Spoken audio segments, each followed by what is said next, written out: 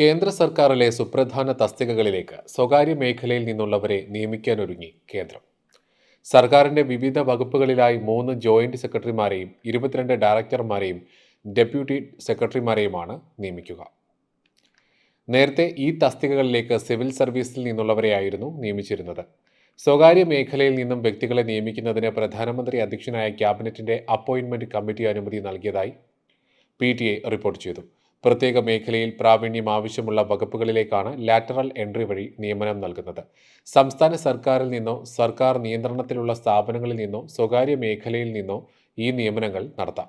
2018 ആരംഭിച്ച lateral entry സ്കീമിന് കീഴിൽ joint secretary, director, deputy secretary എന്നീ തലത്തിലാണ് റിക്രൂട്ട്മെന്റുകൾ നടക്കുന്നത്. പ്രത്യേക വൈദഗ്ധ്യം ആവശ്യമുള്ള വകുപ്പുകളിലേക്ക് ആളുകളെ കൊണ്ടുവരുന്നതിനാണ് പുതിയ രീതി.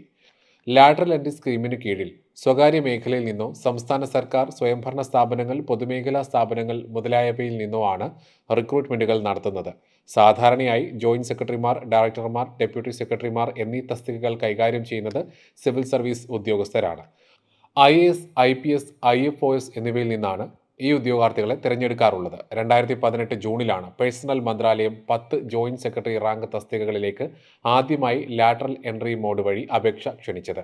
യൂണിയൻ പബ്ലിക് സർവീസ് കമ്മീഷനാണ് ഈ തസ്തികകളിലേക്കുള്ള റിക്രൂട്ട്മെന്റ് നടത്തിയത്. 10 ജോയിന്റ് സെക്രട്ടറിമാരും 28 ഡയറക്ടർ, ഡെപ്യൂട്ടി സെക്രട്ടറിമാരും ഉൾപ്പെടെ 38 സ്വകാര്യ മേഖലയിലെ വിദഗ്ധർ ഇതുവരെ സർവീസിൽ ചേർന്നിട്ടുണ്ട്. 2021 ഒക്ടോബറിൽ കമ്മീഷൻ വീണ്ടും 31 ഉദ്യോഗാർത്ഥികളെ ജോയിന്റ് സെക്രട്ടറിമാരായും ഡയറക്ടർമാരായും വിവിധ കേന്ദ്ര സർക്കാർ വകുപ്പുകളിൽ ഡെപ്യൂട്ടി സെക്രട്ടറിമാരായും നിയമിക്കുന്നതിന് ശുപാർശ ചെയ്തു. നിലവിൽ 8 ജോയിന്റ് സെക്രട്ടറിമാരും 16 ഡയറക്ടർമാരും 9 ഡെപ്യൂട്ടി സെക്രട്ടറിമാരും ഉൾപ്പെടെ 33 സ്പെഷ്യലിസ്റ്റുകൾ പ്രധാന സർക്കാർ വകുപ്പുകളിൽ ജോലി ചെയ്യുന്നുണ്ട്.